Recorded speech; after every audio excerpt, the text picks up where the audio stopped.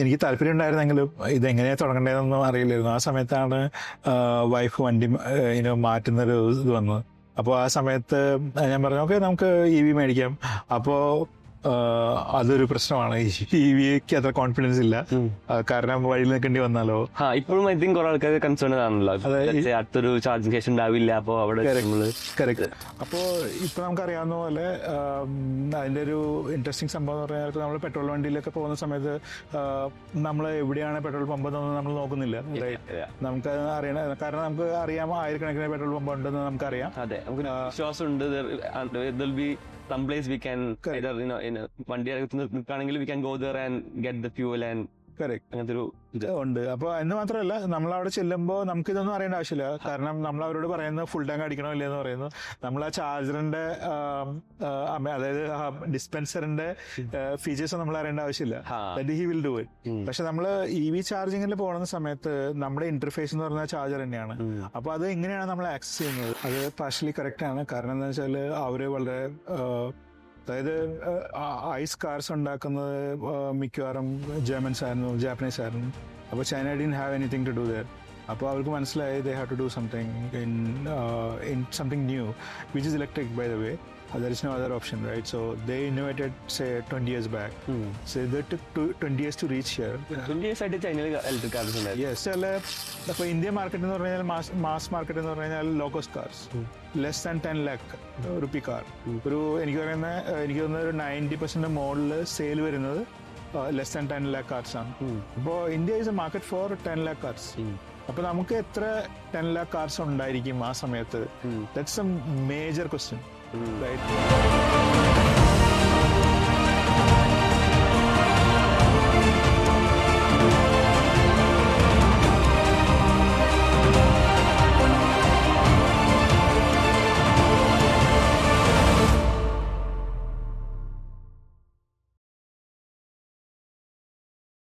ഈ ഒരു എപ്പിസോഡിലെ sponsor key value systems എന്ന് പറഞ്ഞ കൊച്ചിയിലുള്ള കമ്പനിയാണ്.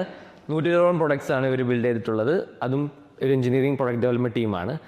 ഇവർ ഏജൻറ്റിക് അല്ലെങ്കിൽ ഏജൻസ് ഒക്കെ ബിൽഡ് ചെയ്തിട്ടുള്ള പയനിയേഴ്സും കൂടിയാണ്. ഇവർ ഓൺ പ്രൊഡക്ട്സ് ആയിട്ടുള്ള കോഫി എന്ന പ്രൊഡക്റ്റ് കേരളത്തിൽ അല്ലെങ്കിൽ ഇന്ത്യയിൽ ഭയങ്കര ട്രെൻഡിങ് ആയിക്കൊണ്ടിരിക്കുകയാണ്. ഇവരുടെ എഞ്ചിനീയറിംഗ് ടീം അവരുടെ ഓഫീസ് നമ്മൾ വിസിറ്റ് ചെയ്തിട്ടുണ്ട് പല അവസരങ്ങളിലായിട്ട്. ഒരു സിംഗിൾ ഫ്ലോർ ഓഫീസാണ്. ഒരു സ്റ്റാർട്ടപ്പ് കൈൻഡ് ഓഫ് കൾച്ചറായിട്ട് ഫീൽ ചെയ്തിട്ടുണ്ട്. അത്യാവശ്യം നല്ല ലേണിംഗ് ഓപ്പർച്യൂണിറ്റീസ് ഉള്ള ഒരു കമ്പനിയാണ്. ഒരു ഹയറിംഗ് ആണ്. അപ്പോൾ make sure check it out. And if you want to learn more about key value as well, ഞാൻ ലിങ്ക് ഡിസ്ക്രിപ്ഷനിൽ മെൻഷൻ ചെയ്യാം. Now back to the video. Hi all, welcome to another KPH podcast. നമ്മളിപ്പോൾ ഉള്ളത് അരുൺ വിജയനാണ്. Thrissur ചാലക്കുടിയിലാണ് base. എൻ്റെ നാട്ടുകാരൻ തന്നെയാണ്. ഇപ്പോൾ ഒരു EV കമ്പനി നടത്തുന്നുണ്ട്. അപ്പോൾ നമുക്ക് അരുണിന്റെ ജേർണി കാണാം. So welcome to KPH podcast. Thank you for calling. അപ്പോൾ അരുണിന്റെ ഒരു ലൈഫ് പറയുകയാണെങ്കിൽ എവിടെ നിന്നാണ് ടെക്കിലേക്ക് എത്തിയൊരു എൻട്രി? വളരെ പണ്ട് തന്നെ തുടങ്ങിയതാണ്. ശരിക്കും പറഞ്ഞാൽ സ്കൂളിലൊക്കെ പഠിക്കുന്ന സമയത്ത് സയൻസ് കുറച്ച് താല്പര്യം ഉണ്ടായിരുന്നു. ആ സമയത്ത് യൂറിക്ക എന്നൊക്കെ പറഞ്ഞിട്ടുള്ള മാഗസിൻ ഓർമ്മ ഉണ്ടായിരിക്കും. അതൊക്കെ വായിക്കുന്ന അങ്ങനത്തെ ഒരു ഇതായിരുന്നു. പിന്നെ അതിൽ വരുന്ന എക്സ്പെരിമെന്റ് ഒക്കെ ചെറുതായിട്ട് ചെയ്യുക, അതൊക്കെ വളരെ താല്പര്യമുള്ള സംഭവമായിരുന്നു. വളരെ ചെറിയ ചെറിയ സംഭവങ്ങൾ, ഇപ്പോൾ ബാറ്ററി വെച്ച് ഡോർബെൽ ഉണ്ടാക്കുക, അങ്ങനത്തെ സംഭവങ്ങളൊക്കെ. പിന്നെ ചെറിയ അസംബ്ലിങ്, കാസറ്റൊക്കെ അസംബിൾ ചെയ്യുക, അതൊക്കെ വലിയ താല്പര്യമുള്ള സംഭവമായിരുന്നു. പിന്നെ അവിടെ നിന്ന് വന്ന് കോളേജിലൊക്കെ എത്തുന്ന സമയത്ത് കമ്പ്യൂട്ടേഴ്സിലേക്കായി. ഈവൻ സ്കൂളിൽ തന്നെ നമ്മൾ വെക്കേഷനൊക്കെ കമ്പ്യൂട്ടറൊക്കെ പഠിക്കാൻ പോകുന്ന സമയത്ത് പ്രോഗ്രാമിംഗ് ഒക്കെ പഠിക്കുന്ന ഒരു ഓപ്പർച്യൂണിറ്റി ഒന്നും ഉണ്ടായിരുന്നു. കമ്പ്യൂട്ടറൊന്നും ഇല്ല വീട്ടിൽ. ഫസ്റ്റ് കമ്പ്യൂട്ടർ ചെക്ക് ചെയ്യാൻ തൊഴുന്നത് തന്നെ സ്കൂളിലൊക്കെയാണ്. അപ്പോൾ ആ സമയത്ത് പ്രോഗ്രാമിംഗ് ഒക്കെ കുറച്ച് താല്പര്യം ഉണ്ടെന്ന് എനിക്കും മനസ്സിലായി, എന്നെ പഠിപ്പിക്കുന്നവർക്കും മനസ്സിലായി. ആ സമയത്ത് എന്നോട് പറയുമായിരുന്നു, if you want to get in to something, get in to computers, programming and all that. അപ്പോൾ അത് ഭയങ്കരമായിട്ട് സ്ട്രൈക്ക് ചെയ്തു. അത് ശരിക്കും മനസ്സിൽ തട്ടുകയും ചെയ്തു. അപ്പോൾ ഞാൻ അന്ന് തന്നെ തീരുമാനിച്ചു, may be this is a good way to. ആ സമയത്ത് ടെക്നോളജി കുറച്ച് ക്രിയേറ്റീവ് സംഭവങ്ങളൊക്കെ ചെയ്യാനുള്ള താല്പര്യം ഉണ്ടായിരുന്നു. അപ്പോൾ this may be a good thing, right? അപ്പോൾ കോളേജ് ചെന്നപ്പോഴും ഇത് തന്നെ I followed that on. Even got access to computers at that time. അപ്പോൾ പ്രോഗ്രാമിംഗ് ഒക്കെ സ്വന്തമായിട്ട് പഠിച്ചു തുടങ്ങി. ബുക്കൊക്കെ മേടിക്കുന്നു, C ഒക്കെ പഠിക്കുന്നു. നമുക്ക് സിലബസിലൊന്നും ഇല്ല, അത് ആ സമയത്ത് ഇല്ല. ഫസ്റ്റ് സെമസ്റ്റർ സെക്കൻഡ് സെമസ്റ്റർ ഒന്നും ഇല്ല. ആ സമയത്ത് ബുക്കൊക്കെ മേടിച്ച് പഠിക്കുന്നു, പ്രോഗ്രാമിംഗ് ഒക്കെ ചെയ്ത് നോക്കുന്നു. അപ്പൊ അങ്ങനെയൊക്കെ തുടങ്ങി. പിന്നെ മനസ്സിലായി may be it is a good idea to do that. പിന്നെ ഇങ്ങനെ കോളേജിൽ ഈ ആർട്ട് ഫെസ്റ്റ് ഒക്കെ ഉണ്ടാകുന്ന ഏത് സമയത്ത് കോളേജ് പഠിച്ചേ? ഞാൻ പ്രീ ഡിഗ്രി പഠിച്ചത് ക്രൈസ്റ്റ് കോളേജിലാണ്.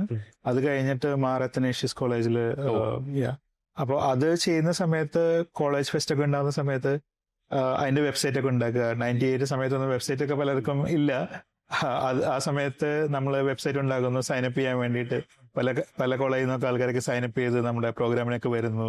അപ്പൊ അതൊക്കെ ഒരു ത്രില്ലായിരുന്നു. അത് സ്റ്റാർട്ട് ചെയ്ത് കഴിഞ്ഞിട്ട് പിന്നെ അതുകൊണ്ട് തന്നെ നമ്മുടെ കോളേജിന്റെ വെബ്സൈറ്റ് ഒക്കെ ചെയ്യുന്ന സമയത്ത് ഒക്കെ യു ഡു ഇറ്റ്. അപ്പൊ നമ്മൾ ഡൊമൈനൊക്കെ രജിസ്റ്റർ ചെയ്യുന്നു, ആദ്യമായിട്ട് രജിസ്റ്റർ ചെയ്യുന്നു, വെബ്സൈറ്റ് ഒക്കെ ഉണ്ടാക്കുന്നു, ഹോസ്റ്റ് ചെയ്യുന്നു. അപ്പൊ അങ്ങനെ ഒരു നാച്ചുറൽ ജേർണി ആയിരുന്നു to the computers, right. College കഴിഞ്ഞിട്ട് ഫസ്റ്റ് ജോബ് എവിടെയായിരുന്നു? കോളേജ് കഴിഞ്ഞിട്ട് ഞാൻ ജോബ് എടുക്കുന്നത് പല സ്ഥലങ്ങളിൽ ചെറിയ ഇപ്പൊ തൃശ്ശൂർ ജോലി ചെയ്തു, തിരുവനന്തപുരത്ത് കുറച്ച് നാളെ ജോലി ചെയ്തു. അത് കഴിഞ്ഞിട്ട് പിന്നെ മനസ്സിലായി okay may be good to come to Bangalore. അപ്പൊ ആ സമയത്ത് ഇങ്ങോട്ട് വന്നു. ഇത് 2003 ആ സമയത്ത്. ബാംഗ്ലൂർ ബാക്ക് ദെൻ എന്താ പറയുന്ന ഒരു വല്ലാതൊരു വൈൽഡ് സ്ഥലമായിരുന്നു. എന്ന് വെച്ചാല് compared to Kerala opportunities are there. പക്ഷേ climate is different. I mean, it's very cold compared to us, right? So humidity വളരെ കുറവാണ്. അപ്പോൾ it was very different for lot of reasons. പക്ഷേ ഇവിടെ വരുമ്പോൾ നമ്മൾ മനസ്സിലാവുന്നത് എന്താണെന്ന് വെച്ചാൽ if you are a tech person this is the place to be. അപ്പോൾ അതുകൊണ്ട് നമ്മൾ ആദ്യം വന്നു കഴിഞ്ഞിട്ട് കുറച്ച് നാൾ കഴിഞ്ഞപ്പോൾ കയ്യിലുള്ള പൈസയൊക്കെ തീർന്നു തുടങ്ങി. അപ്പോൾ we try to get a job. ഇപ്പോൾ വെബ്സൈറ്റ് ഒക്കെ ഉള്ള കമ്പനീസിന്റെ ഒക്കെ ജോബ് പോർട്ടലൊക്കെ നോക്കി അവരുടെ വെബ്സൈറ്റിൽ റെസ്യൂമൊക്കെ അയച്ചു കൊടുത്ത് അങ്ങനെ ഒരു കുറച്ച് കമ്പനീസിലൊക്കെ അയച്ചു കൊടുത്ത് കുറച്ച് നാൾ കഴിഞ്ഞപ്പോൾ 3-4 jobs I got. I mean, I appeared in many interviews. All of them gave me job. So I picked one. ഒരു സർവീസസ് കമ്പനി ആയിരുന്നു. But I went there. പക്ഷെ എന്താ സംഭവം എന്ന് വെച്ചാൽ മുമ്പ് കോളേജിലൊക്കെ പഠിച്ച സംഭവങ്ങളിലും അപ്പൊ ചെയ്ത സംഭവങ്ങളും ഞാൻ പ്രാക്ടീസ് ചെയ്ത സംഭവങ്ങളൊക്കെ എക്സ്പെരിമെന്റ് ചെയ്യാനുള്ള ഒരു സ്ഥലമായിരുന്നു. കുറച്ച് ഫ്രീഡം ഒക്കെ ഉണ്ടായിരുന്നു. അപ്പൊ അതുകൊണ്ട് കുറച്ച് എക്സൽ ചെയ്യാനൊക്കെ പറ്റിയ സമയത്ത് എനിക്ക് അന്ന് മറ്റേ കോളേജിൽ നിന്നൊക്കെ വരുന്ന സമയത്ത് വെബ്സൈറ്റ് ഒക്കെ ഉണ്ടാക്കുന്ന സമയത്ത് അറിയായിരുന്നു നമ്മൾ വെബ്സൈറ്റ് ഉണ്ടാക്കിയാൽ മാത്രം പോരാ, അത് ആൾക്കാർ അതിനകത്ത് വരണമെന്നുണ്ടെങ്കിൽ നമ്മൾ SEO ഒക്കെ ചെയ്യണം. അപ്പൊ SEO ചെയ്യാൻ വേണ്ടിയിട്ട് കുറച്ച് ഇൻട്രസ്റ്റിംഗ് ആയിട്ടുള്ള സംഭവങ്ങളൊക്കെ കണ്ടുപിടിച്ചു. അപ്പൊ നമുക്ക് മനസ്സിലായി നമ്മളൊരു വെബ്സൈറ്റ് ഉണ്ടാക്കി കഴിഞ്ഞാൽ അത് നമ്മൾ ഒരു സെർച്ച് എഞ്ചിനിൽ പോയിട്ട് സബ്മിറ്റ് ചെയ്യണം. അന്ന് എന്ന് പറഞ്ഞു കഴിഞ്ഞാൽ ഇന്നത്തെ മാതിരി ഗൂഗിൾ മാത്രമല്ല, ഒരു 5-8 ഉണ്ട് വേറെ. അപ്പോൾ പലരും കുറച്ചും കൂടി ഗൂഗിളിനേക്കാളൊക്കെ കുറച്ചും കൂടി പോപ്പുലർ ആയിരുന്നു ആ സമയത്ത്. അത് എക്സൈറ്റ് എന്ന് പറഞ്ഞിട്ടുണ്ടായിരുന്നു, യാഹു എന്ന് പറഞ്ഞിട്ടുണ്ടായിരുന്നു, ഓൾട്ടാ വിസ്റ്റ ഉണ്ടായിരുന്നു, അങ്ങനെ കുറച്ചെണ്ണം ഉണ്ടായിരുന്നു. ഇപ്പോഴൊന്നും അതൊന്നും ഇല്ല, പക്ഷെ അന്നത്തെ കാലത്ത് അതൊക്കെ പോപ്പുലർ ആയിരുന്നു. അപ്പൊ ഇവിടെയൊക്കെ നമ്മൾ ഒരു വെബ്സൈറ്റ് ഉണ്ടാക്കി അതൊക്കെ സബ്മിറ്റ് ചെയ്യണം. അപ്പോൾ സബ്മിറ്റ് ചെയ്യുന്ന സമയത്ത് very difficult if you are setting up a website, go everywhere and submit. It was very difficult. So we made a script to make it automated, automatically submit to all these search engines, and then they will index it. അപ്പൊ അതൊരു വളരെ successful ആയിട്ടുള്ള ഒരു script ഒക്കെ ആയിരുന്നു. നമ്മൾ open source ചെയ്തിരുന്ന സമയത്ത് അത് എന്നിട്ട് cPanelന്റെ ഡീഫോൾട്ട് സ്ക്രിപ്റ്റ് ഒക്കെ ആയിട്ട് കുറെ നാളുണ്ടായിരുന്നു. അപ്പൊ അതൊക്കെ അന്ന് ചെയ്തായിരുന്നു. അത് കഴിഞ്ഞിട്ട് അപ്പോഴാണ് SEO നമുക്ക് മനസ്സിലാവുന്നത്. അപ്പോൾ നമ്മൾ ഈ കമ്പനിയിൽ വന്നപ്പോൾ നമുക്ക് സർവീസസ് കമ്പനിയാണ്. അപ്പോ US നിന്നൊക്കെ ഓർഡേഴ്സ് ഒക്കെ വരണം. അപ്പൊ നമ്മൾ അവിടെ SEO ചെയ്യാൻ തുടങ്ങി. ഇപ്പൊ മുമ്പത്തെ എക്സ്പീരിയൻസ് ഒക്കെ വളരെ ഹെൽപ്ഫുൾ ആയിരുന്നു. അപ്പോൾ ആ സമയത്ത് ഓഫ് ഷോർ ഔട്ട്സോഴ്സിംഗ് എന്ന് പറയുന്ന ഒരു കീവേഡ് വളരെ ലുക്രേറ്റീവ് ആയിരുന്നു. അപ്പൊ നമ്മൾ കുറെ SEO ഒക്കെ ചെയ്ത് ഇപ്പോ സെർച്ച് ഒക്കെ ചെയ്യുന്ന സമയത്ത് നമ്മുടെ കമ്പനി ആദ്യം വരും. അത് കഴിഞ്ഞിട്ട് താഴെ ഇൻഫോസിസ് അതൊക്കെ വരുമായിരുന്നു. ഇത് നെറ്റ് കോഡ് എന്ന് പറഞ്ഞിട്ടൊരു കമ്പനിയായിരുന്നു. ഇപ്പഴില്ല, പണ്ട് ആ സമയത്ത്. അപ്പൊ അങ്ങനെ കുറച്ച് എക്സ്പോഷർ ഒക്കെ ഉണ്ടായിരുന്നു. പിന്നെ വന്ന പ്രോജക്ട്സ് ഒക്കെ വളരെ ഇൻട്രസ്റ്റിംഗ് ആയിരുന്നു. ഇപ്പോ DVD റെന്റൽ സിസ്റ്റംസ് എന്നൊക്കെ പറഞ്ഞു കഴിഞ്ഞാല് നമ്മുടെ നാട്ടിലൊന്നും അന്നും ഉണ്ടായിരുന്നില്ല. ഇപ്പൊ സിംഗപ്പൂരത്തെ ഹോളിവുഡ് ക്ലിക്സ് എന്ന് പറഞ്ഞിട്ട് അവിടുത്തെ ഒരു ലാർജസ്റ്റ് CVD റെന്റൽ സിസ്റ്റം ആയിരുന്നു. അതെന്ന് പറഞ്ഞു കഴിഞ്ഞാൽ it's a interesting thing to know about their culture also. കാരണം എന്താ വെച്ചാൽ സിംഗപ്പൂർ പോസ്റ്റ് എന്ന് പറഞ്ഞാൽ നമ്മുടെ ഇവിടുത്തെ ഇന്ത്യൻ പോസ്റ്റ് പോലത്തെ ഒരു സംഭവമാണ്, പക്ഷെ വെരി എഫിഷ്യന്റ്.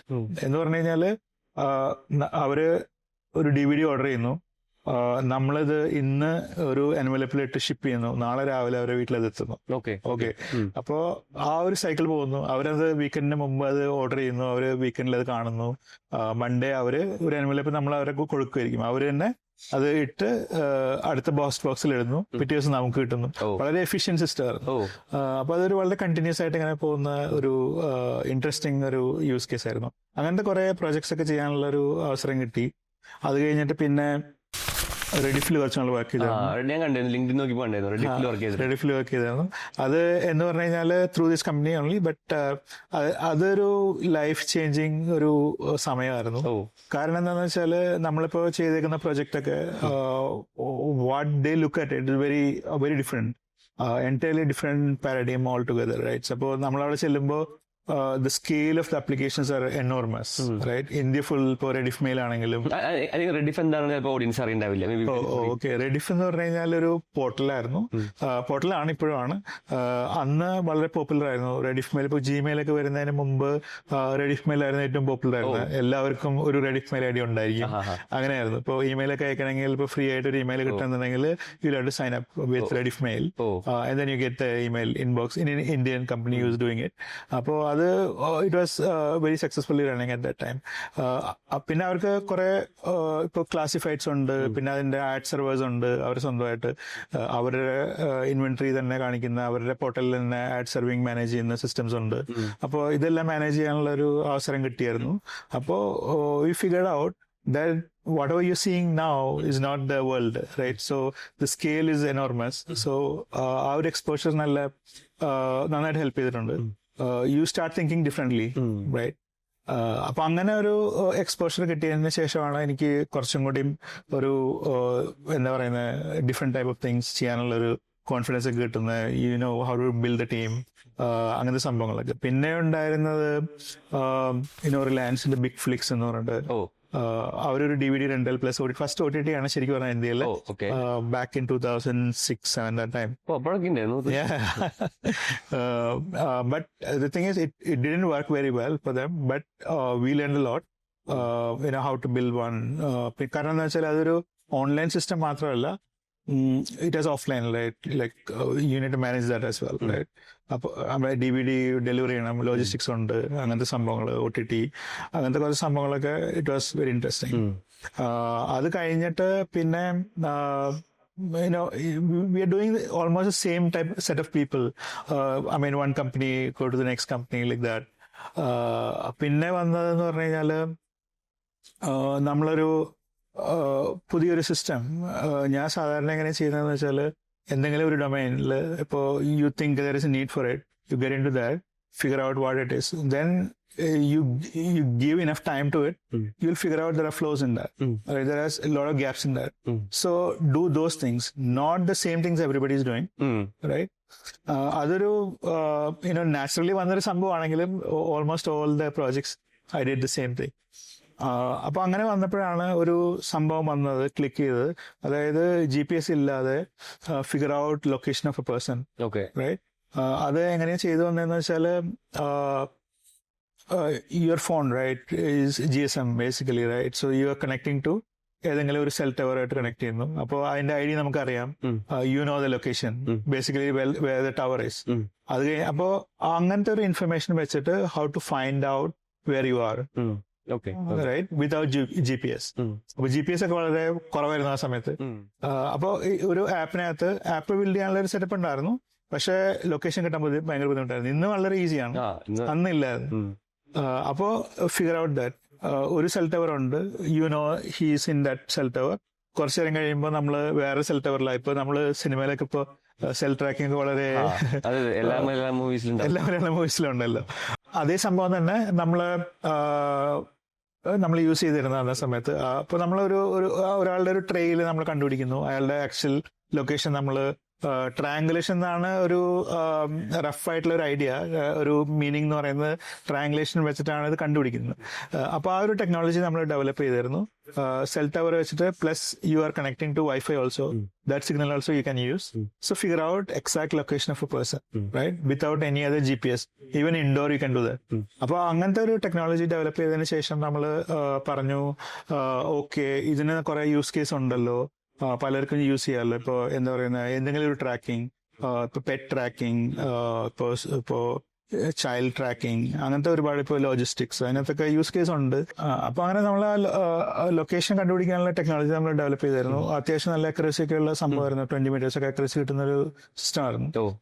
പിന്നെ നമ്മൾ അതിനൊരു ആപ്ലിക്കേഷൻ വേണം, ആരെങ്കിലും യൂസ് ചെയ്യണമല്ലോ. അപ്പൊ നമ്മളൊരു സർവീസ് പ്രൊവൈഡർ എന്നുള്ള രീതിയിലാണ് പോയത് ആദ്യം. ആരെങ്കിലും ഈ പറഞ്ഞ യൂസ് കേസ് ഒക്കെ യൂസ് ചെയ്യുന്ന എന്തെങ്കിലും ഒരു ആപ്ലിക്കേഷൻ ഉണ്ടാക്കി നമ്മുടെ സർവീസസ് യൂസ് ചെയ്യുക, അതാണ് നമ്മുടെ ഐഡിയ ആയിരുന്നത്. പക്ഷെ പിന്നെ കുറച്ച് കഴിഞ്ഞപ്പോൾ നമുക്ക് മനസ്സിലായി നമുക്ക് അങ്ങനെ ഒരു ഫെസിലിറ്റി, അങ്ങനെ ഒരു സംഭവം ഇവിടെ ഇല്ല, അങ്ങനത്തെ ഒരു മാർക്കറ്റ് ഇവോൾവ് ആയി വന്നിട്ടില്ല. അപ്പൊ അതുകൊണ്ട് എന്ത് ചെയ്യും, right? So you are already build that, somebody needs to use it, and you're very hard to find those people who can use it. അപ്പൊ എന്ത് ചെയ്യും? അപ്പൊ നമ്മള് കുറച്ച് നാളെ ആലോചിച്ചിട്ട് there is only one way, you build that thing, what you think somebody is going to use it, right? You build that exact thing. Eat your own dog food, right? അപ്പൊ അങ്ങനെ വന്നപ്പോ we figured out, okay, listed down, okay, എന്തൊക്കെയാണ് നമുക്ക് ചെയ്യാൻ പറ്റുന്നത്. ഒന്ന്, ലൊക്കേഷന്റെ use case എന്ന് പറഞ്ഞു കഴിഞ്ഞാൽ അഡ്വർടൈസിങ്, ലൊക്കേഷൻ ബേസ്ഡ് അഡ്വർടൈസിങ്. പിന്നെ ഈ പറയുന്ന tracking, child pet tracking, logistics tracking, അങ്ങനത്തെ വെഹിക്കിൾ ട്രാക്കിംഗ്, അങ്ങനത്തെ സംഭവങ്ങളൊക്കെ. അപ്പൊ അങ്ങനെ നോക്കിയപ്പോൾ നമുക്ക് യൂണീക്കായിട്ട് ചെയ്യാൻ പറ്റുന്നത് അഡ്വർടൈസിങ് ആയിരുന്നു. കാരണം നമ്മൾ നോക്കിയപ്പോ ലൊക്കേഷൻ ബേസ്ഡ് അഡ്വർടൈസിങ് വന്നിട്ടില്ല ആ സമയത്ത്. Even Google is not doing. ഇത് 2008 ടൈമില്. അപ്പോൾ ആ സമയത്ത് നമ്മൾ നോക്കിയപ്പോ it's a good idea to do that. അങ്ങനെ നമ്മൾ ചെറുതായിട്ടൊന്ന് പിവറ്റ് ചെയ്തിട്ട് we build a ad network. അതായത് നമ്മളൊരു ഏതെങ്കിലും ഒരു വെബ് ബേസ്ഡ് ആണെങ്കിലും ആപ്പ് ബേസ്ഡ് ആണെങ്കിലും show the ad and build the system which is showing the ad, get the analytics for that, payment for that, etcetera. ആ ഒരു system build ചെയ്യുക. അപ്പൊ അങ്ങനെ നമ്മൾ ബിൽഡ് ചെയ്തപ്പോഴാണ് നമുക്ക് മനസ്സിലായത് ആഡ് നെറ്റ്വർക്ക് എന്ന് പറഞ്ഞു കഴിഞ്ഞാൽ ഒരു ചിക്കൻ ആൻഡ് എഗ് പ്രോബ്ലം ഉള്ള ഒരു സംഭവമാണ്. To run this business you need to have ads, somebody needs to give you ads. പിന്നെ അടുത്തെന്ന് പറഞ്ഞു കഴിഞ്ഞാല് somewhere you need to show this ads, right? അപ്പൊ you need to scale both, right? Similarly. അപ്പോ അതൊരു വലിയൊരു ടാസ്ക് ആണ്.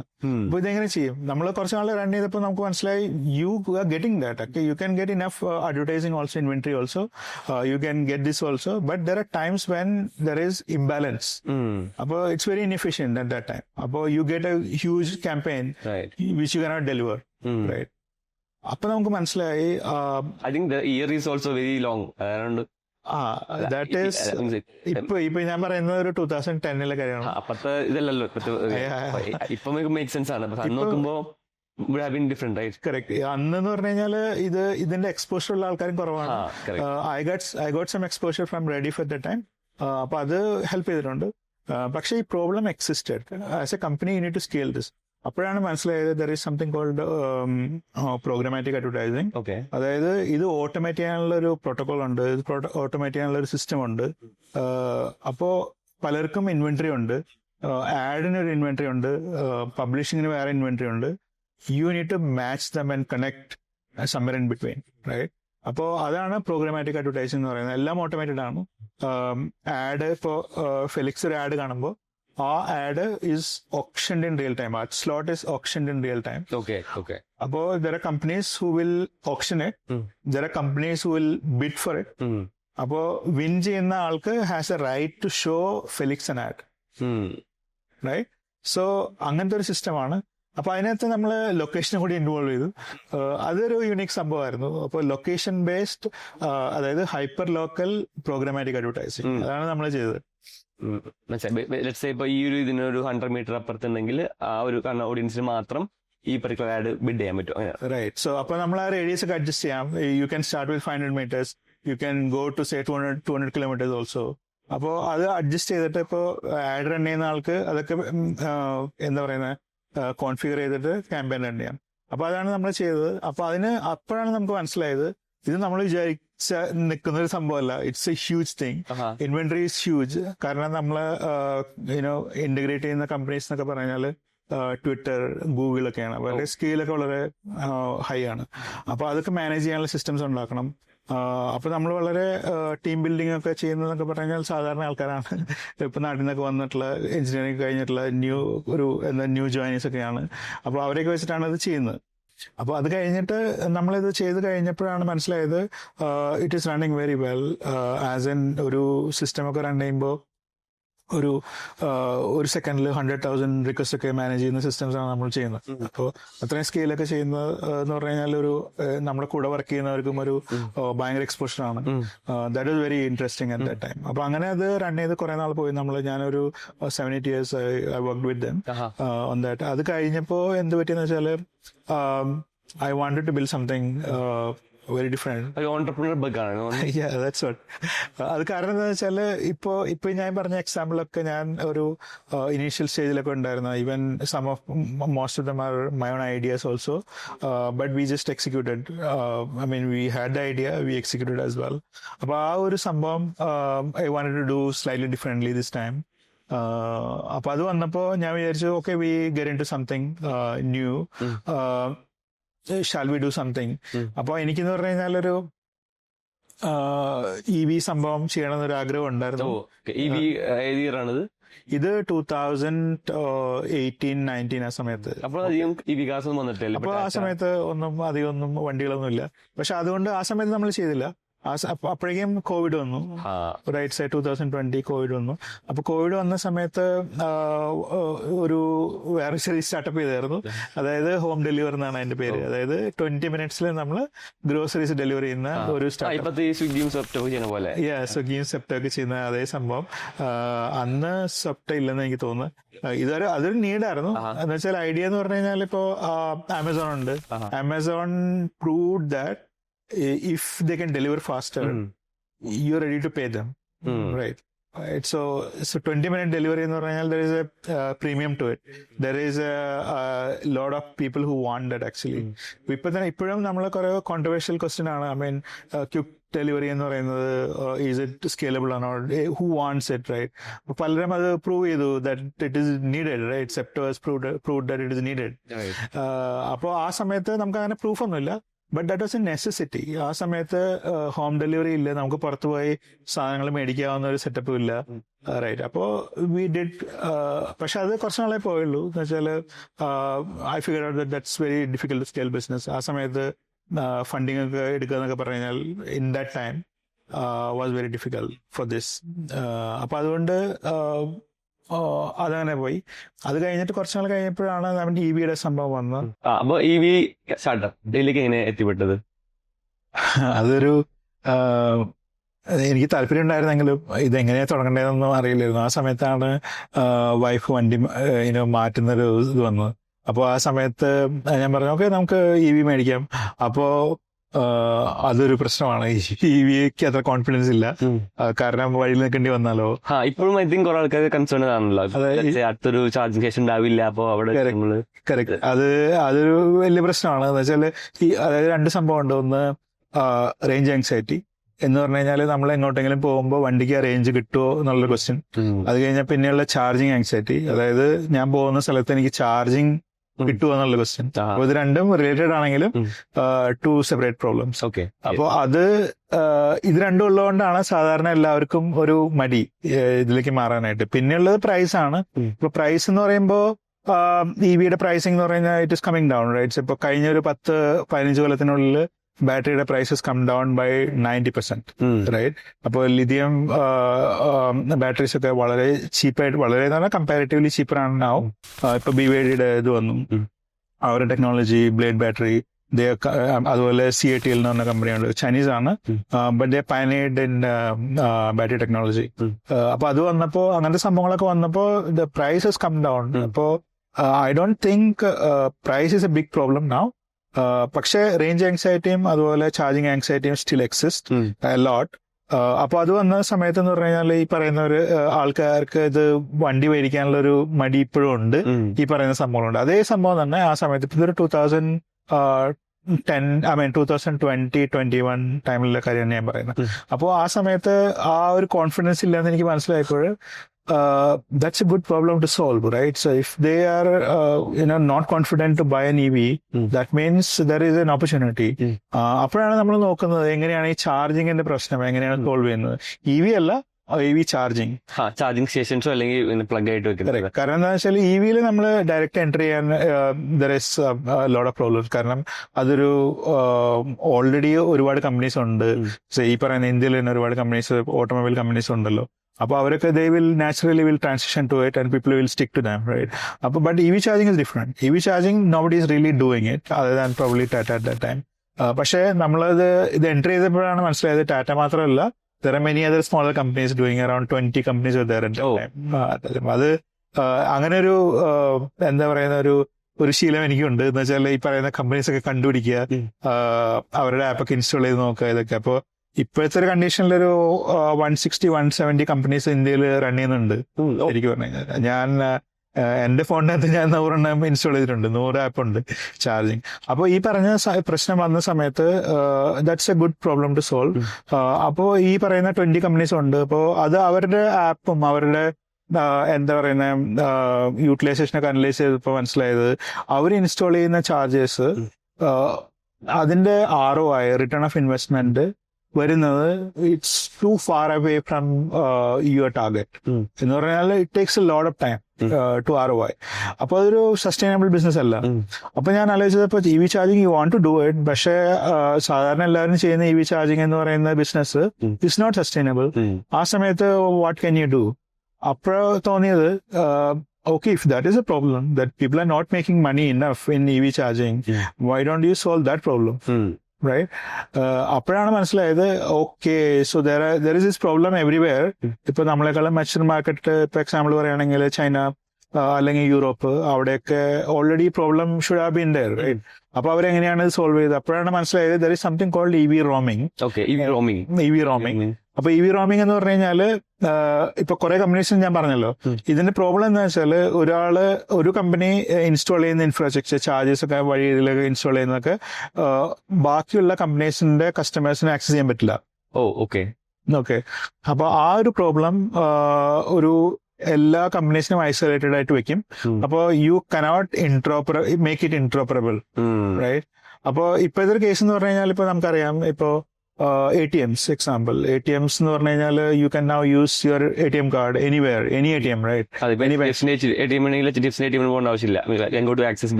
Correct. So same thing. ഒരു 25 കൊല്ലം മുമ്പ് അങ്ങനെ ആയിരുന്നില്ല. You have to go to Axis banks on ATM. അന്ന് ആക്സിസ് ബാങ്ക് ഇല്ല, സോറി, HDFC ബാങ്കിന്റെ ATM പോണമായിരുന്നു, റൈറ്റ്? അപ്പോ അവരത് പ്രോബ്ലം സോൾവ് ചെയ്തു ഇൻ ദ ബാക്ക് എൻഡ്. അപ്പോ അതാണ് roaming in EV charging. You can do that interoperability. അപ്പൊ അത് എങ്ങനെയാണ് ചെയ്യേണ്ടത് നോക്കിയപ്പോ they have a technology to do that in Europe. It's a European technology. പക്ഷെ അത് വളരെ ഇംപ്ലിമെന്റ് ചെയ്യാൻ കുറച്ച് ബുദ്ധിമുട്ടുള്ള ഒരു ടെക്നോളജി ആയിരുന്നു. ഇപ്പൊ ഞാൻ ഈ പറഞ്ഞ 160 കമ്പനീസ്, അവരൊക്കെ വളരെ ചെറിയ കമ്പനീസ് ആണ്. It be very difficult for them to implement that, right, and operate. അപ്പോൾ അന്ന് മാത്രമല്ല, ഞാനൊരു വേറൊരു കമ്പനിയായിട്ട് ഇന്ററാക്ട് ചെയ്യണമെന്നുണ്ടെങ്കിൽ അവർക്കും ആ ടെക്നോളജി ഇംപ്ലിമെന്റ് ചെയ്യണം. അപ്പോൾ ഞാൻ ഒരു പാർട്ട്ണർ, അതായത് ഒരു കമ്പനിയായിട്ട് പാർട്ട്ണർ ചെയ്യണമെന്നുണ്ടെങ്കിൽ, ഞാൻ ഒരു EV ചാർജിങ് കമ്പനിയാണ്, ഞാൻ വേറൊരു കമ്പനിയായിട്ട് പാർട്ട്ണർ ചെയ്യണമെന്നുണ്ടെങ്കിൽ you have to implement it, I have to implement it, so everybody needs to implement. Right. So how did you solve that problem? അപ്പോ മനസ്സിലായത് എന്താണെന്ന് വെച്ചാല്, ഒരു EV ചാർജിങ് കമ്പനി തുടങ്ങുമ്പോൾ സാധാരണ ഒരു ബേസ് ലൈൻ റിക്വയർമെന്റ്സ് ഉണ്ട്. ഒരു ആപ്പ് ഉണ്ടാവണം, അതിനൊരു CMS എന്ന് പറഞ്ഞൊരു സംഭവമുണ്ട്, ചാർജിങ് മാനേജ്മെന്റ് സിസ്റ്റം ഉണ്ടാവണം. അപ്പൊ അതൊക്കെ ബേസ് ലൈനിൽ വെച്ചിട്ടാണ് ഒരാൾ ഒരു കമ്പനി തുടങ്ങുന്നത്. അപ്പോൾ നമ്മൾ വിചാരിച്ചെന്താ വെച്ചാൽ, എന്തായാലും he's investing money and time on setting that up. അപ്പോൾ ആ സെറ്റപ്പ് ചെയ്യുന്ന സംഭവത്തിൽ തന്നെ can you do roaming without implementing something new? അപ്പോ മനസ്സിലായത് it is possible. there are protocols for all this, right? Actually, അപ്പോ നമുക്ക് മനസ്സിലായത് you can actually do it. So we implemented that system, so we from ground up. അപ്പൊ അന്ന് അത് അങ്ങനത്തെ ഒരു സംഭവം ആർക്കും അറിയില്ലായിരുന്നു, അങ്ങനെ ഒരു ഓപ്പർച്യൂണിറ്റി പോലും ഉണ്ടെന്ന് ആർക്കും അറിയില്ലായിരുന്നു. അപ്പൊ we build something, we found a gap and then we build that.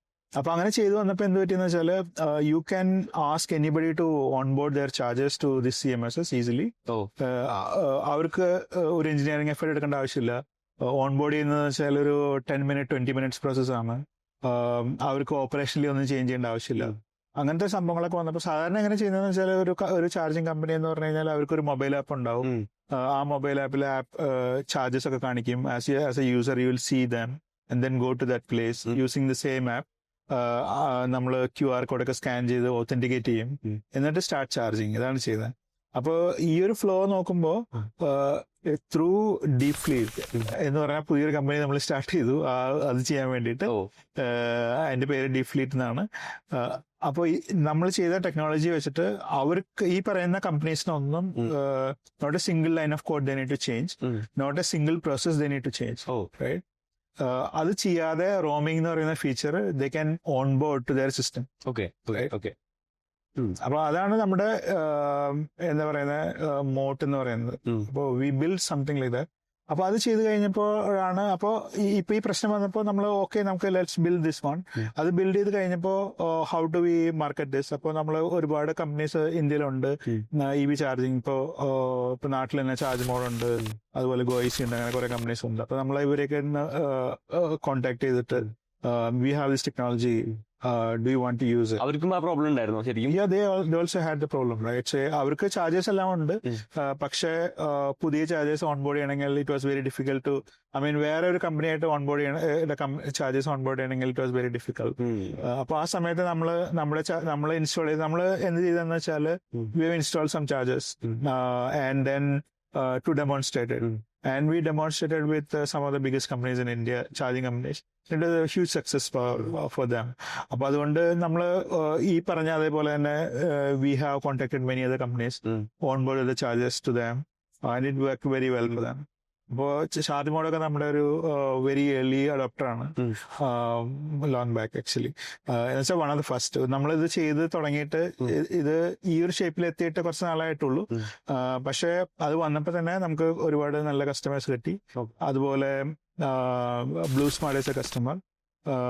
അവർക്ക് എന്താ ചെയ്യുന്നതെന്ന് വെച്ചാൽ ഇപ്പോൾ അറിയാലോ, ബ്ലൂ സ്മാർട്ട് എന്ന് പറഞ്ഞു കഴിഞ്ഞാൽ അവരൊരു റൈഡ് ഹെയിലിംഗ് കമ്പനിയാണ്, ഉബറൊക്കെ പോലെ തന്നെ. പക്ഷെ എല്ലാം ഇലക്ട്രിക് വണ്ടികളാണ് അവരുടെ. അവർ ഗുഡ്ഗാവ് ബേസ്ഡ് ആണ്. അവിടെയാണ് കൂടുതൽ വണ്ടികൾ. ഇവിടെ ഉണ്ട്, ബാംഗ്ലൂർ ഉണ്ട്. ഗുഡ്ഗാവ്, ബാംഗ്ലൂർ കേരളത്തിൽ വന്നിട്ടില്ല. ഇപ്പൊ ഗുഡ്ഗാവിലുണ്ട്, ബാംഗ്ലൂർ ഉണ്ട്, ഇപ്പൊ മുംബൈയിൽ സ്റ്റാർട്ട് ചെയ്തു. അപ്പൊ അവരൊരു ഹബ് ബേസ്ഡ് ആണ്.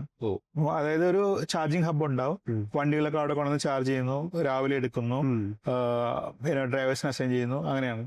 അപ്പൊ എന്ത് പറ്റുന്ന വെച്ചാല് ഹബിനെ സറൗണ്ടിങ് ആയിട്ട് അവർക്ക് ഓപ്പറേറ്റ് ചെയ്യാൻ പറ്റുന്നുള്ളൂ. കറക്റ്റ്. അപ്പൊ അവർക്ക് അധികം അങ്ങനെ പോകാൻ പറ്റില്ല. അപ്പൊ എന്ത് പറ്റുന്ന വെച്ചാല് അവരുടെ ഇപ്പൊ ഒരു വേറെ different side of the city they want to operate, it was little difficult. അപ്പൊ നമ്മളെന്ത് ചെയ്തെന്ന് വെച്ചാല് okay, give them decentralised charging in different places, right? അതെന്ന് പറഞ്ഞാൽ ഹബ് പോലെയല്ല, എന്ന് വെച്ചാൽ ഒരു 50 വണ്ടിക്കൊന്നും പാർക്ക് ചെയ്യാൻ പറ്റുന്ന സ്ഥലമല്ല. May be smaller, like 3-4 vehicles. പക്ഷെ അത് മതി അവർക്ക്. But you can cover that area, right? അപ്പൊ ആ ഒരു സംഭവം നമ്മൾ ചെയ്തു തുടങ്ങിയപ്പോ it was a good success. അപ്പൊ അത് കഴിഞ്ഞപ്പോ എന്ത് പറ്റിയെന്ന് വെച്ചാൽ ഇപ്പൊ നമുക്ക് ചാർജസ് വേണം. That we won't spend money on installing charges, but many people have already installed the chargers who are not having enough customers, right? ഈ ഒരു എപ്പിസോഡിലെ സ്പോൺസർ കീ വാല്യൂ സിസ്റ്റംസ് എന്ന് പറഞ്ഞ കൊച്ചിയിലുള്ള കമ്പനിയാണ്.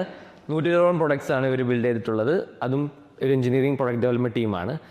ഇവർ ഏജൻറ്റിക് അല്ലെങ്കിൽ ഏജൻസ് ഒക്കെ ബിൽഡ് ചെയ്തിട്ടുള്ള പയോനിയേഴ്സും കൂടിയാണ്. ഇവർ ഓൺ പ്രൊഡക്ട്സ് ആയിട്ടുള്ള കോഫി എന്ന പ്രൊഡക്റ്റ് കേരളത്തിൽ അല്ലെങ്കിൽ ഇന്ത്യയിൽ ഭയങ്കര ട്രെൻഡിങ് ആയിക്കൊണ്ടിരിക്കുകയാണ്. ഇവരുടെ എഞ്ചിനീയറിംഗ് ടീം, അവരുടെ ഓഫീസ് നമ്മൾ വിസിറ്റ് ചെയ്തിട്ടുണ്ട് പല അവസരങ്ങളിലായിട്ട്. ഒരു സിംഗിൾ ഫ്ലോർ ഓഫീസാണ്, ഒരു സ്റ്റാർട്ടപ്പ് കൈൻഡ് ഓഫ് കൾച്ചറായിട്ട് ഫീൽ ചെയ്തിട്ടുണ്ട്. അത്യാവശ്യം നല്ല ലേണിംഗ് ഓപ്പർച്യൂണിറ്റീസ് ഉള്ള ഒരു കമ്പനിയാണ്. ഒരു ഹയറിംഗ് ആണ്. അപ്പോൾ make sure check it out. And if you want to learn more about key value as well, ഞാൻ ലിങ്ക് ഡിസ്ക്രിപ്ഷനിൽ മെൻഷൻ ചെയ്യാം. Now back to the video. ഇപ്പോൾ നമ്മളിപ്പോൾ ഒരു EV ചാർജിങ് സ്റ്റേഷൻ എത്ര ലക്ഷങ്ങൾ കൊടുത്തിട്ട് നമ്മൾ പ്ലാൻ ചെയ്തിട്ട് കാര്യമില്ല. It has to, customers haves to come over there and use it in order to make money, അല്ലേ? കറക്റ്റ്. അത് വളരെ ഗുഡ് പോയിന്റ്. അതെന്താണെന്ന് വെച്ചാൽ നമ്മളൊരു ചാർജിങ് സ്റ്റേഷൻ ഇൻസ്റ്റാൾ ചെയ്യുമ്പോൾ it's a capital intensive operation. Amount വരും ഏകദേശം? ഇത് ഡിപ്പെൻഡ്സ്. പക്ഷെ നമ്മളിപ്പോൾ ഒരു 30-60 കിലോവാട്ട് ഒക്കെ ചെയ്യാന്നുണ്ടെങ്കിൽ, ഇപ്പോൾ ബാംഗ്ലൂരിലൊക്കെ ചെയ്യാന്നുണ്ടെങ്കിൽ വിൽ കോസ്റ്റ് യു 25 lakhs. കാരണം electricity is very costly. To get access to electricity is very expensive affair. അപ്പോൾ പ്രത്യേകിച്ചും ഇങ്ങനത്തെ സ്ഥലങ്ങളിലൊക്കെ. അപ്പോൾ ആ ഒരു എക്സ്പെൻസ് നമ്മൾ സ്പെൻഡ് ചെയ്ത് കഴിഞ്ഞിട്ട് how do you get that money? അപ്പോൾ അത് കിട്ടണമെന്നുണ്ടെങ്കിൽ somebody needs to come to your charging station and charge there and pay you, right? അപ്പൊ അത് പക്ഷെ എന്ത് സംഭവം എന്ന് വെച്ചാല് ഇപ്പൊ നമുക്ക് ഒരു 5 കൊല്ലത്തിലൊക്കെ ROI ചെയ്യാവുന്ന അത്രയ്ക്കും ട്രാഫിക് നമുക്കില്ല. Right. Okay. So in order to recoup the 25 lakhs, minimum എത്ര എങ്ങനെയാണ് അതിന്റെ ഒരു അതിന്റെ ഒരു കണക്ക് എന്ന് പറഞ്ഞു കഴിഞ്ഞാൽ ഡെയിലി ഒരു യുനോ 10% യൂട്ടിലൈസേഷൻ ഉണ്ടെങ്കിൽ you may be able to recover the money in say 3 years time. Right. അതായത് 10% എന്ന് പറഞ്ഞാൽ 24 hours ടൈം നോക്കുമ്പോൾ അതിന്റെ ഒരു 10% ഒരു 2.5 hours എങ്കിലും മിനിമം ആൾക്കാർ കൺസ്യൂം ചെയ്താലേ you will get that money in a reasonable time frame. Right. അപ്പൊ നമ്മൾ വിചാരിക്കും ദാറ്റ്സ് സ്മോൾ നമ്പർ, പക്ഷേ we don't even have that kind of utilisation also in many places. മാത്രം വെഹിക്കിൾസ് ഇല്ലാത്തവരുണ്ടാണോ? അത് വെഹിക്കിൾസ് ഇല്ലാത്തതുകൊണ്ട് മാത്രമല്ല, വെഹിക്കിൾസ് ഇല്ല ശരിയാണ്. എന്ന് വെച്ചാൽ വെഹിക്കിൾസ് ഇല്ലെന്ന് പറയാനും പറ്റില്ല, കാരണം വെഹിക്കിൾസ് ആർ ദേർ, പക്ഷേ they don't have access to you. How is your charging station discoverable to them? അപ്പൊ നമുക്ക് രണ്ട് ഇഷ്യൂസ് ഉണ്ട്. ഒന്നെന്ന് പറഞ്ഞാൽ ഡിസ്കവറബിലിറ്റി, നമ്മൾ ആ ചാർജർ ഡിസ്കവർ ചെയ്യണം. രണ്ടാമത്തെ സംഭവം നമുക്കത് ഓപ്പറേറ്റ് ചെയ്യാൻ പറ്റണം, നമുക്ക് കസ്റ്റമറിനെ ഓപ്പറേറ്റ് ചെയ്യാൻ പറ്റണം. അപ്പോൾ ഇപ്പൊ നമുക്കറിയാവുന്ന പോലെ അതിന്റെ ഒരു ഇൻട്രസ്റ്റിംഗ് സംഭവം എന്ന് പറഞ്ഞാൽ ഇപ്പൊ നമ്മൾ പെട്രോൾ വണ്ടിയിലൊക്കെ പോകുന്ന സമയത്ത് നമ്മൾ എവിടെയാണ് പെട്രോൾ പമ്പ് എന്നൊന്നും നമ്മൾ നോക്കുന്നില്ല. നമുക്ക് അറിയണം, കാരണം നമുക്ക് അറിയാം ആയിരക്കണക്കിന് പെട്രോൾ പമ്പ് ഉണ്ടെന്ന് നമുക്കറിയാം. അതെ, നമുക്ക് വിശ്വാസമുണ്ട്. Some place we can either വണ്ടി നിൽക്കുകയാണെങ്കിൽ we can go there and get the fuel and correct അങ്ങനത്തെ ഒരു ഉണ്ട്. അപ്പൊ എന്ന് മാത്രമല്ല, നമ്മൾ അവിടെ ചെല്ലുമ്പോൾ നമുക്ക് ഇതൊന്നും അറിയേണ്ട ആവശ്യമില്ല, കാരണം നമ്മൾ അവരോട് പറയുന്നത് ഫുൾ ടാങ്ക് അടിക്കണോ ഇല്ലെന്ന് പറയുന്നു. നമ്മൾ ആ ചാർജറിന്റെ അതായത് ഡിസ്പെൻസറിന്റെ ഫീച്ചേഴ്സ് നമ്മൾ അറിയേണ്ട ആവശ്യമില്ല, that he will do it. പക്ഷെ നമ്മൾ EV ചാർജിങ്ങിൽ പോകുന്ന സമയത്ത് നമ്മുടെ ഇന്റർഫേസ് എന്ന് പറഞ്ഞാൽ ചാർജർ തന്നെയാണ്. അപ്പൊ അത് എങ്ങനെയാണ് നമ്മൾ ആക്സസ് ചെയ്യുന്നത്? ആ ചാർജർ ആക്സസ് ചെയ്യാൻ വേണ്ടിയിട്ട് വേറെ എന്തെങ്കിലും സിസ്റ്റം വേണം, കാരണം there is nobody to help you there, right? അപ്പൊ യു ഷുഡ് നോ ദാറ്റ്. അപ്പൊ നമ്മുടെ കാറിന്റെ സംഭവങ്ങൾ മാത്രമല്ല, you should know about how to operate a charger also. അതെന്ന് പറഞ്ഞു കഴിഞ്ഞാൽ ഈസ് ഔട്ട് ചെയ്യാൻ വേണ്ടിയിട്ട് തര ആപ്സ് ലൈക്ക് ഐ സെഡ്. പക്ഷെ എന്ന് പറഞ്ഞു കഴിഞ്ഞാൽ എല്ലാവർക്കും അത് യൂസ് ചെയ്യാൻ പറ്റണമെന്നില്ല. പിന്നെ അതുപോലെ അപ്പൊ അതായത് ഇപ്പൊ നമ്മളൊരു ചാർജർ യൂസ് ചെയ്യണമെന്നുണ്ടെങ്കിൽ സാധാരണ you have to download their app and use it, right? അപ്പൊ അങ്ങനെ നോക്കുമ്പോൾ ഒരുപാട് കമ്പനീസ് ഉണ്ടെങ്കിൽ you have to download all the apps and use it, right? അപ്പൊ അതൊരു ഫീസിബിൾ സംഭവമല്ല, ഒരു ഡിമിനിഷിങ് റിട്ടേൺസ് ആണ് നമ്മൾ ചെയ്യുന്ന എഫേർട്ടിന്. അപ്പൊ അതൊരു സ്കേലബിൾ സംഭവമല്ല. അപ്പൊ അങ്ങനത്തെ ഇഷ്യൂസ് ഉള്ളതുകൊണ്ട് എന്ത് പറ്റുമെന്ന് വെച്ചാൽ, once you install a charger, it doesn't mean that you gonna make a lot of money from that. ഈ പറഞ്ഞ ഫ്രിക്ഷൻസ് ഉള്ളതുകൊണ്ട്, അപ്പോ reducing this friction is a necessity for you, right? അപ്പൊ അതിന്റെ ടെക്നോളജി എന്ന് പറയുന്നത് ഈ പറയുന്ന റോമിങ് അങ്ങനത്തെ സംഭവങ്ങളാണ്. അത് ചെയ്യണമെന്നുണ്ടെങ്കിൽ you may or may not have the technical feasibility, technical expertise to do that. So you may have to find somebody to do that. അപ്പോ ഈ പറയുന്ന ടെക്നോളജി നമ്മൾ ചെയ്യുന്ന ഒരു company like us or may be the other companies also, you connect your charger to us and after that we will connect the charger to any number of different charging networks, right? അപ്പൊ അങ്ങനെ ചെയ്തു വരുമ്പോൾ എന്ത് പറ്റുമെന്ന് വെച്ചാൽ, ഒരു charging നെറ്റ്വർക്കിന് may be couple of lakh customers, next one will have next set of lakh customers. അപ്പോൾ you will have a cumulative set of customers for your charger, right? അപ്പൊ അത് വരുമ്പോ എന്ത് പറ്റുന്ന വെച്ചാൽ, the chance of your charger getting utilise is going up, right? One more question along with that. ഇപ്പൊ ഒരു Google മാപ്സിന് ഈ ഒരു ചാർജിങ് സ്റ്റേഷൻസ് എവിടെയാണ് പ്ലോട്ട് ചെയ്തിട്ടുണ്ടെങ്കിൽ അത് ഗൂഗിൾ മാപ്സ് വിസിബിൾ ആക്കുകയാണെങ്കിൽ അതിന്റെ ഒരു ഡിപ്പെൻഡൻസി പോയി എന്ന് പറയാൻ പറ്റുമോ? അപ്പോൾ അതിനകത്ത് ഇറ്റ് വിൽ ഡെഫിനറ്റ്ലി ഹെൽപ്പ്. അതായത് definitely will help in discoverability, right? So to find where the charger is, that problem is sort of solve. ഞാൻ ഫുള്ളി സോൾവ് ആയെന്ന് പറയുന്നില്ല. Bigger problem is how to use that charger. I mean, how do you access that charger? How do you commence charging as a process? Okay. അപ്പോൾ ഞാൻ ഇതുവരെ charging സ്റ്റേഷനിൽ പോയിട്ടില്ല. So is it that difficult? അത് കാരണം ഞാൻ പറഞ്ഞ friction ആണ് ഈ പ്രോബ്ലം. ആക്ച്വലി എല്ലാവർക്കും യൂസ് ചെയ്യാൻ പറ്റുന്ന അത്രയും ഈസി അല്ല ഇത്. കാരണം നമ്മൾ ആപ്പ് ഡൗൺലോഡ് ചെയ്ത് കഴിഞ്ഞാൽ ഇപ്പൊ ഈ പറഞ്ഞ ഒരുപാട് കമ്പനീസ് ഉണ്ട്, അവരുടെയൊക്കെ apps are designed very different. അപ്പൊ നമ്മൾ ഒരു എന്താ പറയുന്ന ഡിജിറ്റലി ബാക്ക്വേർഡ് ആയിട്ടുള്ള ആൾക്കാർ എന്ന് വെച്ചാൽ നമുക്കത് യൂസ് ചെയ്യാൻ കുറച്ച് കോഗ്നേറ്റീവ് പ്രോബ്ലം ഉള്ള ആൾക്കാർ, it will be very difficult for them, right? എന്ന് വെച്ചാല് ഒന്നാമത് physically it is very different from any other system that you used, right? എന്ന് മാത്രമല്ല, digitally also you need to incorporate this learning in that also, right? അപ്പൊ അങ്ങനെ നോക്കുമ്പോൾ it is slightly difficult.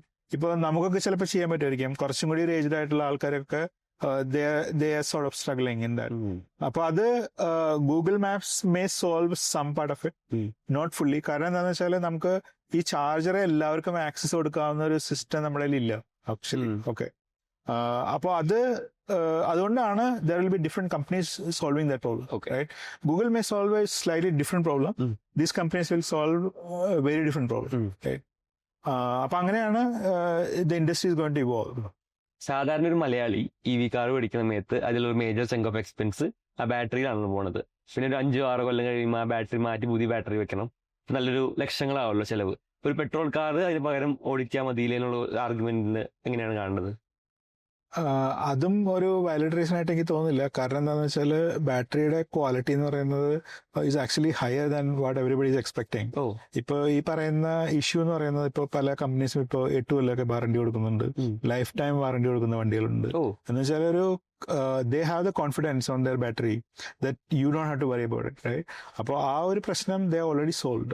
എന്ന് മാത്രമല്ല, your expense on petrol is actually, we are not really calculating how much actually, what is the cost for operating a vehicle, a petrol vehicle is very higher than what generally people think.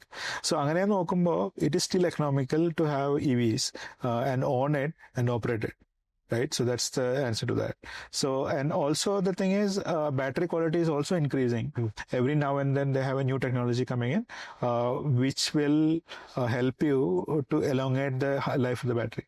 അപ്പോൾ ഒരു സെല്ലൊക്കെ cut ചെയ്ത് പോകുന്ന സമയത്തൊക്കെ അതൊക്കെ replace ചെയ്യാവുന്ന technology വന്നിട്ടുണ്ട്. You don't really have to replace the entire battery pack. Just change the battery only, one single cell only is also possible. So you don't really have to, in the future you don't really have to replace the battery pack as such. ഇതിനകത്ത് ശരിക്കും പറഞ്ഞു കഴിഞ്ഞാൽ the quality of the vehicle is actually good. The battery quality is really good. The companies are also confident on that. ഇപ്പോൾ മഹീന്ദ്രയുടെ 6C ആണെങ്കിലും MGയുടെ വിൻസൺ ആണെങ്കിലും you know unlimited battery warranty കൊടുക്കുന്നുണ്ട്. എന്ന് പറഞ്ഞു കഴിഞ്ഞാൽ it's shown that the confident about their battery that it will not break down in between, right? So that is important factor. പിന്നെ അതുപോലെ പറയുകയാണെങ്കിൽ ഇപ്പോൾ Elon Musk, Tesla, their battery is said to be one of the best, right? പിന്നെ BYDയുടെ blade battery, Chinese കമ്പനിയാണ്, പക്ഷെ BYDയുടെ blade battery. കുറെ കാറുകൾ ഇപ്പൊ കേരളത്തിൽ വന്നു തുടങ്ങിയിട്ടുണ്ടല്ലേ? ഒരുപാട് കാറുകൾ വന്നു തുടങ്ങിയിട്ടുണ്ട്. ഇപ്പോ എനിക്ക് തോന്നുന്ന പുതിയ ഒരുപാട് കാറുകൾ വരുന്നുണ്ട്. Even A small car is also coming. 10 lakhsന്റെ അടുത്തുള്ള കാറൊക്കെ വരുന്നുണ്ട്. അപ്പൊ ഒരു പുതിയൊരു മാരുതി 800 ആയിരിക്കാം. അപ്പൊ അതിന്റെയൊക്കെ ബാറ്ററിയുടെ പ്രോബ്ലം എന്ന് പറഞ്ഞു കഴിഞ്ഞാല് it is not there at all. We don't really have to worry about that. നമുക്ക് പറയേണ്ട വേറെ പല കാര്യങ്ങളും ഉണ്ടായിരിക്കാം, but battery is not something that you have to worry about. Okay, makes sense. അപ്പോൾ നമ്മുടെ ഗ്രൂപ്പിൽ നിന്ന് കുറച്ച് ക്വസ്റ്റ്യൻസ് ഉണ്ട്. അപ്പോൾ ഞാൻ 1 by 1 ചോദിക്കാം. One of the questions is regarding the EV race. അതായത് ചൈന ഓൾറെഡി വേൾഡിന് മൊത്തം കാണിച്ചു കൊടുത്തിട്ടുണ്ട് how it is done, and thus India has a right policy and intent to make that happen. Or what is your thoughts? അത് partially correct ആണ്. കാരണം എന്താ വെച്ചാൽ അവര് വളരെ അതായത് ഐസ് കാർസ് ഉണ്ടാക്കുന്നത് മിക്കവാറും ജർമൻസ് ആയിരുന്നു, ജാപ്പനീസ് ആയിരുന്നു. അപ്പോൾ China didn't have anything to do there. അപ്പോൾ അവർക്ക് മനസ്സിലായി they have to do something in something new, which is electric, by the way. There is no other option, right? So they innovated, say, 20 years back. So they took 20 years to reach here. 20 years ആയിട്ട് ചൈനയിൽ electric cars ഉണ്ടായിരുന്നു. Yes. So അവർ അത്ര അപ്പോഴേ start ചെയ്തതാണ്, even before that. But ഒരു 10-15 കൊല്ലമായിട്ട് അവർക്ക് buses ഉണ്ട്, അതൊക്കെ ഇപ്പോഴും ഓടുന്നുണ്ട്. അപ്പൊ അത് ആ ഒരു ടെക്നോളജി അവർ അന്ന് ഡെവലപ്പ് ചെയ്തു. ഒരുപാട് ഇൻസെന്റീവ്സ് ഉണ്ടായിരുന്നു, കമ്പനീസിനെ കൊടുത്തായിരുന്നു. ഇപ്പോൾ BYD ഉണ്ട്, CATL ഉണ്ട്, അങ്ങനത്തെ ഒരുപാട് കമ്പനീസിന് അവർക്ക് ടെക്നോളജി ഡെവലപ്പ് ചെയ്യാനുള്ള ഒരുപാട് ഹെൽപ്പ് കൊടുത്തായിരുന്നു. അങ്ങനെയാണ് അവരിവിടെ എത്തിയത്. പക്ഷെ they were ahead of us, always ahead of us in electric. അപ്പൊ നമുക്ക് ഇപ്പൊ മനസ്സിലായത് എന്താണെന്ന് വെച്ചാൽ you will have to do that same thing with us. അപ്പൊ പിന്നെ മനസ്സിലായത് നമുക്ക് അതിനുള്ള ടെക്നോളജി കുറവാണ്, എസ്പെഷ്യലി സെൽസ്, റൈറ്റ്? അല്ലെങ്കിൽ അതുപോലെ power train technology, motor technology അത്ര നമുക്ക് ഉണ്ടായിരുന്നില്ല. Now we are investing.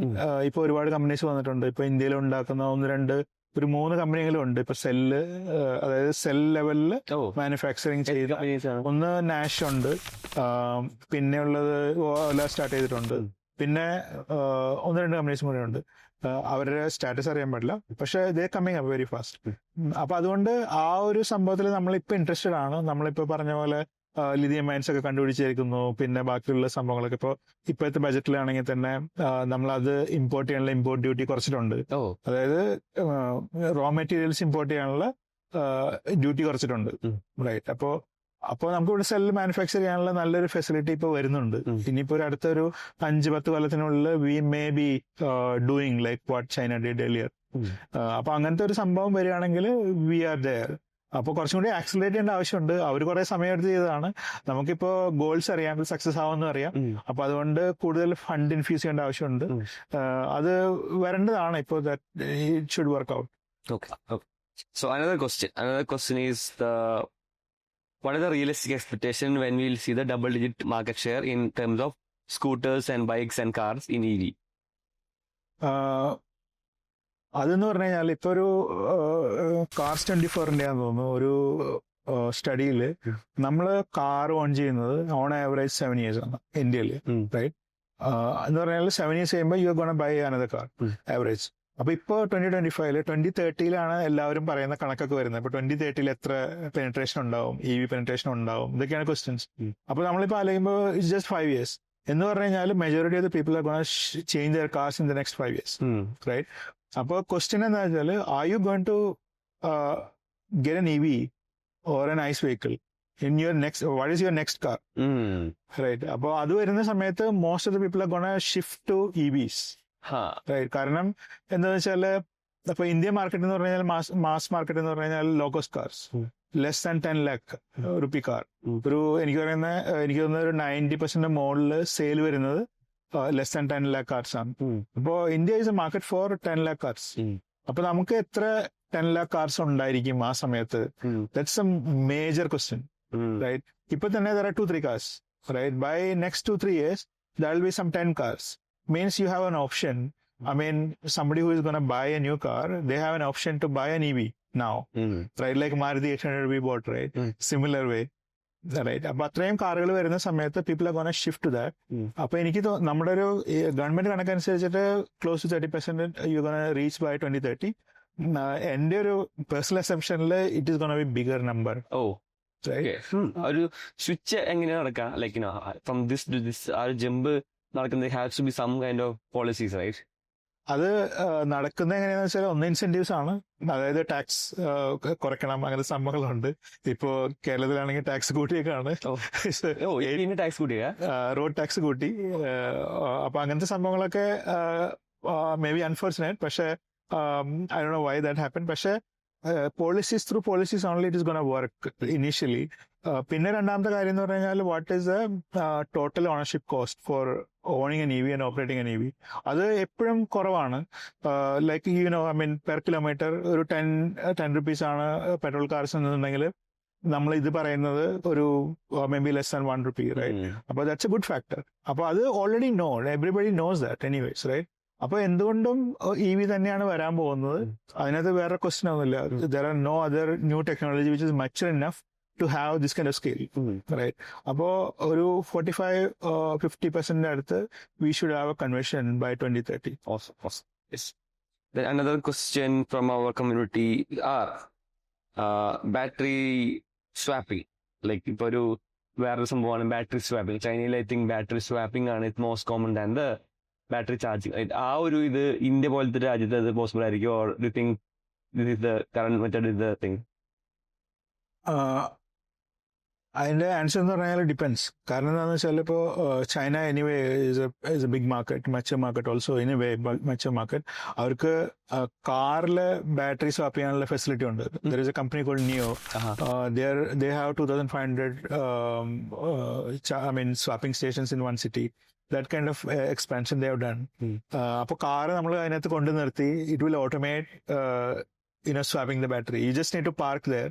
The robots will swap the battery on its own. അപ്പൊ ആ ചാർജിങ് ടൈം ഒന്നും ചെയ്യേണ്ട ആവശ്യമില്ല, സ്വാപ്പ് ചെയ്തിട്ട് പുതിയ ഫുള്ളി ചാർജ് ബാറ്ററി. കറക്റ്റ്. അത് ഒരുപാട് ടാക്സീസ് ഒക്കെ യൂസ് ചെയ്യുന്ന, ഈവൻ പ്രൈവറ്റ് വെഹിക്കിൾസ് ഒക്കെ യൂസ് ചെയ്യുന്ന സംഭവമാണ് ചൈനയിൽ. Even in Europe they have started. ആ ഒരു സംഭവം ഈസ് ഇൻട്രസ്റ്റിംഗ്. പക്ഷെ എന്താ സംഭവം എന്ന് വെച്ചാൽ ആ ഒരു technology for cars we don't have yet, right? But what we have is the same technology for two-wheelers.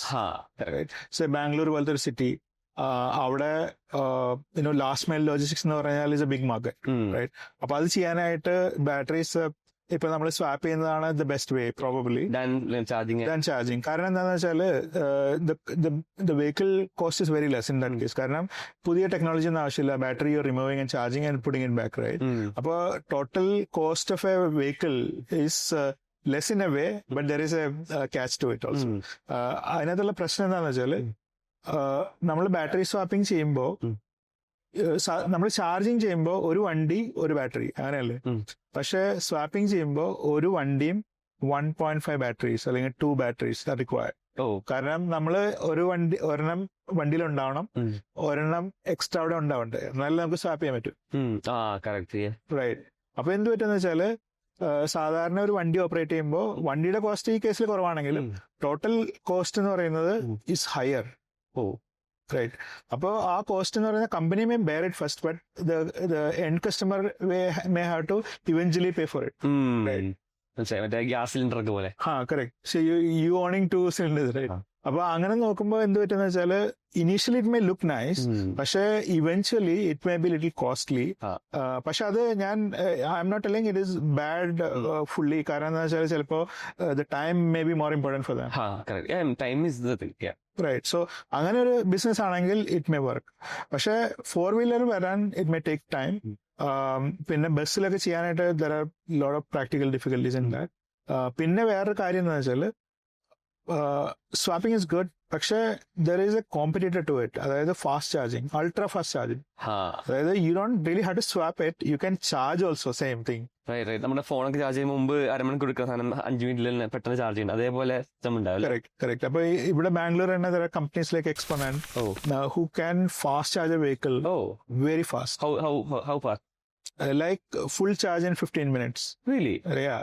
So that is because they have developed a new technology. കാരണം അത് എങ്ങനെയാന്ന് വെച്ചാല് അവരുടെ ചാർജറിനകത്ത് ഒരു ഫ്രിഡ്ജ് ഉണ്ട്, അതിനകത്ത് കോൾഡ് വാട്ടർ ഉണ്ട്. നമ്മൾ വണ്ടി ചാർജ് ചെയ്യുന്ന സമയത്ത് water will flow from the charger into the vehicle and cool the battery while charging and then bring the water back to the charger once it is finished.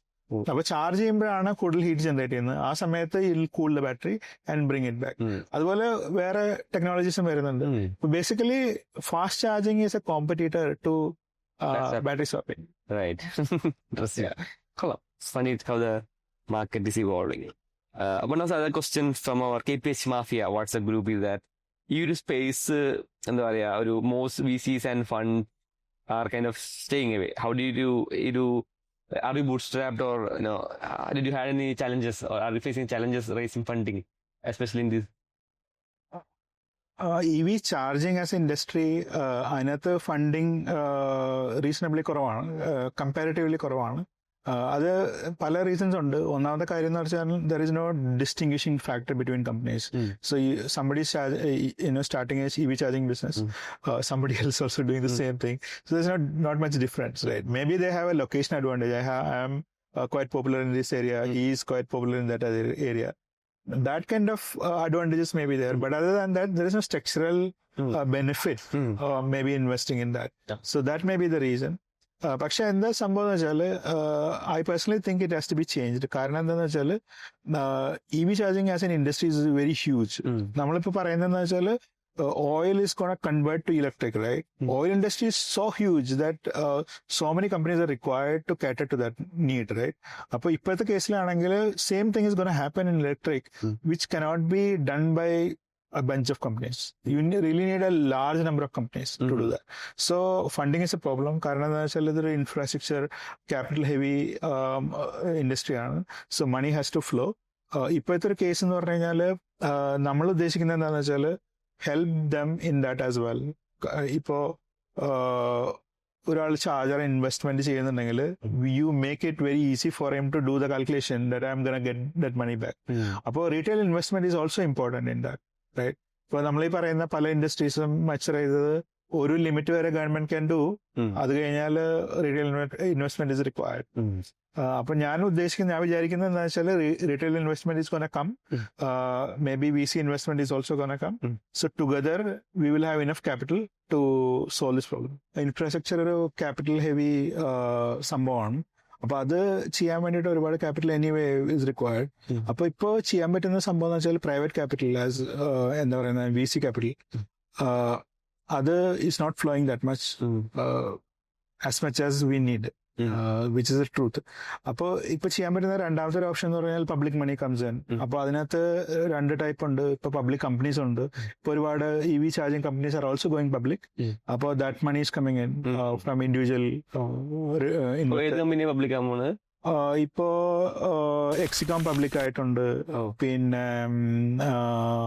പിന്നെ സെർവോടെക് എന്ന് പറയുന്ന company ഉണ്ട്. അങ്ങനെ കുറച്ച് കമ്പനീസും കൂടി വരുന്നുണ്ട് പബ്ലിക്. അപ്പൊ ആ ഒരു public money can come to infrastructure, right? അപ്പൊ അതൊരു ഗുഡ് മൂവ്. അത് മാത്രമല്ല, say mutual fund for example, everybody is investing in that. So ആ ഒരു ഓപ്ഷനും കൂടി ഉണ്ട്. അതിലൊരു ഓപ്ഷൻ എന്ന് പറഞ്ഞു കഴിഞ്ഞാല് owning an EV charger fractionally, for example, right? Say you have fractional real estate, right? Similarly, you invest some money in one charger. Actually, not one charger. You invest some money in, say, 10 chargers. I mean, small amounts. So your risk is divided, right? Your benefits are higher. Like you do for SIP, right? SIP എന്ന് പറയുന്നത് systematic investment, right? അതെന്ന് പറയുന്നത് നിങ്ങളുടെ risk is, your money is de-risked by time. ഇപ്പോൾ ഇന്ന് ഞാൻ invest ചെയ്യുന്നു, next month ഞാൻ ഇൻവെസ്റ്റ് ചെയ്യുന്നു, നെക്സ്റ്റ് മന്ത് മാർക്കറ്റിൽ ചിലപ്പോൾ ഡൗൺ ആയിരിക്കാം, പക്ഷെ അത് കഴിയുമ്പോൾ അപ്പ് ആയിരിക്കാം. So you are averaging out your risk, right? So അപ്പോൾ ഈ കേസിലാണെങ്കിൽ you can do that by averaging out your risk by different locations. ഒരു ലൊക്കേഷൻ ചിലപ്പോൾ ലുക്രേറ്റീവ് ആയിരിക്കാം, അടുത്ത location may be slightly less, but you are fine because you invested in all of them, right? You get A fraction of revenue from all of dum. So that is something that we have very much interest in. അപ്പൊ അതൊരു as a product it may come in, right? So that is something that we seriously looking at. Okay. So another question നമ്മുടെ page പോഡ്കാസ്റ്റിൽ usually വരുന്ന guest ചോദിക്കുന്നതാണ് health, wealth and relationships, and how do you balance all these things, three things in your life? Health probably. Health ശരിക്കും പറഞ്ഞു കഴിഞ്ഞാല് very difficult to manage when you are in in a startup. In this hustle culture, it's very difficult. Even I was not much looking at it, but last couple of months I'm seriously looking at it, because otherwise, when like everybody says, right? I mean, you have a problem, like Abel was telling in the podcast. Right?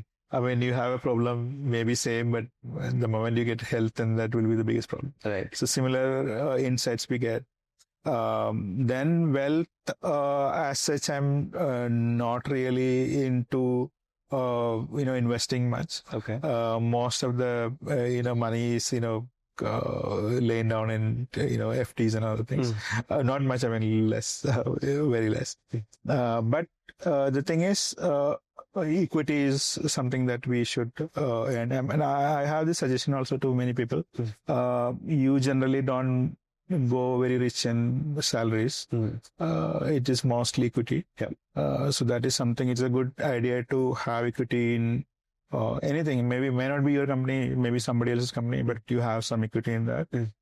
That is most probably going to appreciate much better. So you divide all your money into maybe different companies. So you de-risk again. That's a good idea. So, and what was the third one? Relationships. So I'm married. I have a 4-year-old son who is waiting for me to to know about what happened here. So so that's mainly it. And another thing is about the friendships and other things, right? So it's very hard when you are in startups to get hold of different people. It's important that we take time for that. We don't generally, especially when you're deep into this, you're the person who is managing most of the things.